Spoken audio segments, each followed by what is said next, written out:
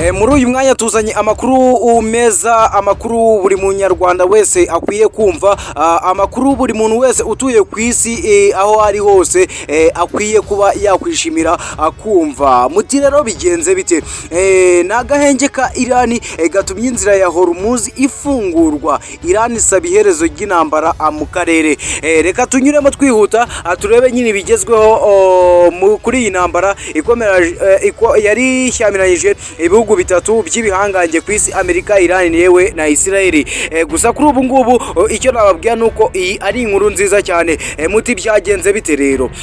Minisitiri w'ububanyi n'amahanga wa Iran yatangaje ko inzira y'amato ya Hormuz, Strait of Hormuz, yafunguriwe amato yose y'ubucuruzi mu gihe agahenge k'iminsi 10 kari hagati ya Israel na Liban kagikomeje. Yavuze ko iki cyemezo gifashwe mu rwego rwo kubahiriza agahenge kari hagati ya Israel na Liban, kandi ko inzira ya Hormuz izakomeza kuba ifunguye mu gihe cyose agahenge kazaba kagikomeje. Iyi nzira ni ingenzi cyane ku isi kuko inyuzwamo hafi 20% by'ibikomo bya peteroli ikoreshwa cyane ku isi, bityo gufungurwa kwayo bifatwa nk'intambwe ikomeye mu kugabanya impungenge ku bucuruzi mpuzamahanga.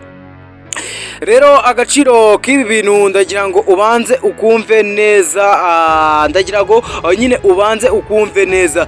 Kuri ubu ngubu ibiciro bya peteroli byari bimaze kuba byatumbagira byiyongera.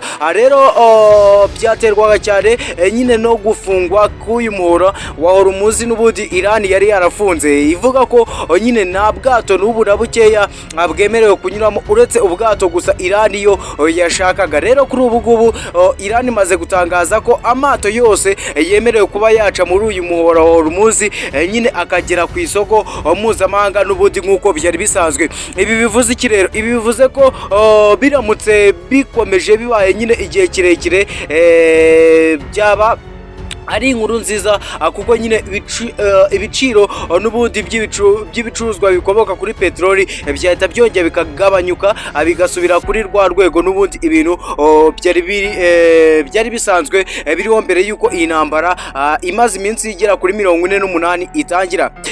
Rero Iran yanze agahenge k'igihe gito, ahubwo isaba iherezo ry'intambara zose. Nubwo inzira ya Hormuz yafunguwe rero, Minisitiri wungirije w'ububanyi n'amahanga wa Iran yavuze ko igihugu cye kitazigera cyemera agahenge k'igihe gito gusa, ahubwo gishaka ko habaho iherezo ryuzuye ry'intambara zose zo mu karere. Abantu benshi ahangaha bashobora kuvuga bati Iran itsinzwe intambara, ahubwo icyo nababwira cyo nuko kuri ubu ngubu Iran ariyo yaba itsinze intambara. Nyine gutangaza ibi ngibi, gutangaza uku gufungura k'uyu muhora wa Hormuz, ibi ni byerekana n'ubundi ko Iran itsinze intambara. Ajyewe niko nabivuga ko n'ubundi abaturage cyangwa se abantu batuye muri iyi si bagiye kongera kubona ubuzima bwiza, by'umwihariko ibiciro biragabanuka, peteroli zirongera zisubira uko zari zimeze, nyine lisanse ibiciro birasubira uko byari biri, ingendo rero zongeye zikorwe nk'uko byari bisanzwe. Kuri ubu ngubu rero ubu tuvugana nuko mu Rwanda kuri ubu hiyongera amafaranga arenga 600 yose kuri peteroli. Niba yari ku 2,300 arengaho, ubu yabaye 2,900. Urumva ko ari amafaranga menshi cyane yabaye yiyongerewe. Rero kuri ubu ngubu Iran ku gutangaza ibi ngibi ni ibintu by'ingenzi cyane nyine ku muntu wese utuye muri iki gihugu ndetse no ku isi yose muri rusange. Rero Iran yakomeje isobanura ko agahenge kagomba kuba kagizwe n'ibice byose birimo imirwano kuva muri Liban kugeza ku nyanja itukura izwi nka Red Sea, inyanja nyine y'umutuku. Iran ivuga ko ibi ari umurongo ntarengwa itazigera irengaho. Iran kandi ishinza Leta Zunze Ubumwe za Amerika na Israel kuba zaragize uruhare mu guteza umutekano muke mu karere, ibintu byageze igaruka ku bucuruzi bw'isi n'ubukungu. Nubwo Iran itangaje ibi ngibi rero, ubu ngubu twese dutegereje ikintu Leta Zunze Ubumwe za Amerika ziri buze kuba zatangaza nyuma y'aka gahenge gatangajwe na leta n'ubundi ya Iran. Gusa ku rundi ruhande abaturage ba Liban bo bakomeje kwishimira agahenge, ariko n'ubundi baracyafite impungenge impungenge mu gihugu cya Libani. Abaturage benshi bagaragaje ibyishimo nyuma yo gutangazwa kwa gahenge k'iminsi 10 kari gutuma abantu benshi batangiye gusubira mu ngo zabo bari barahunze mu mujyi wa Beirut n'indi mijyi yo mu majyepfo ya Libani. Abantu batangiye kugaruka mu ngo zabo nyuma y'igihe kinini cy'intambara. Bamwe bavuze ko bafite ibyishimo bikomeye byo kongera kubona imiryango yabo no gusubira mu buzima busanzwe. Ibi rero ni byerekana ko ibi ni bishimangira ko n'ubundi iyi ntambara yari imaze iminsi 48 ishobora kuba irimo iragera ku muherezo rwose. Ku muherezo umuntu wabivuga gutyo ntabwo yaba ababeshye cyangwa se ngo nawe yaba yibeshye. Gusa ku rundi ruhande nubwo hari ibyishimo haracyari impungenge kuko hari agahenge nyine kavuzweho kurengwaho aho imodoka y'abaganga ambulance yarashwe hafi y'umupaka wa Israel bigahitana bamwe mu bakozi bo mu buvuzi. Gusa nubwo bimeze bityo nyine Israel n'ubundi yakomeje ibitero mbere y'uko agahenge kaba katangira rwose.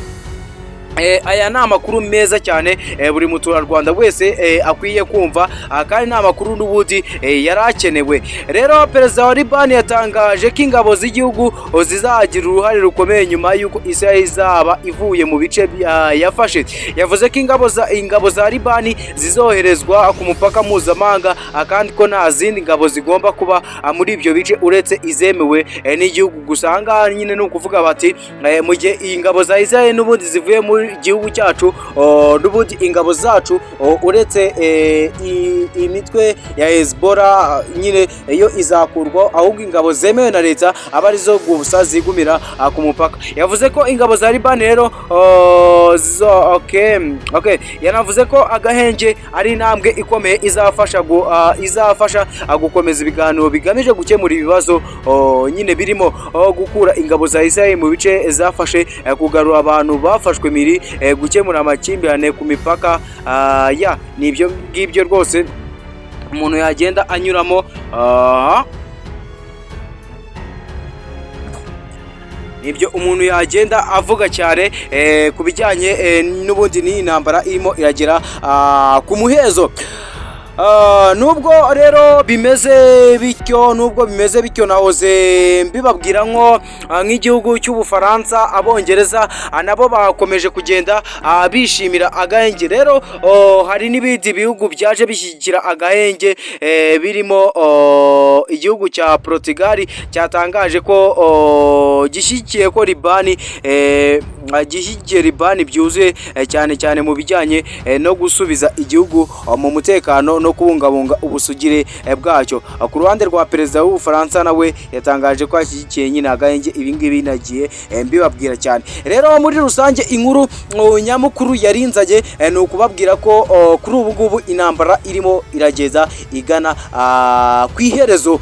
Irani imaze gufungura rwose Strait of Hormuz, ibikorwa bigiye gutangira gukora nyine nk'uko byari bisanzwe mbere y'uko nyine mu minsi 48 iciyeho mbere y'uko intambara itangira, ibikorwa nyine byari bisanzwe bimeze. Ubwo rero amato agiye gukomeza aceho, ibicuruzwa bijyanye na peteroli bikomeze bitabuke nyine bijye ku isoko mpuzamahanga. Ibyo byo rwose nta kibazo, n'ubundi nibiganisha n'ubundi iyi ntambara ku iherezo.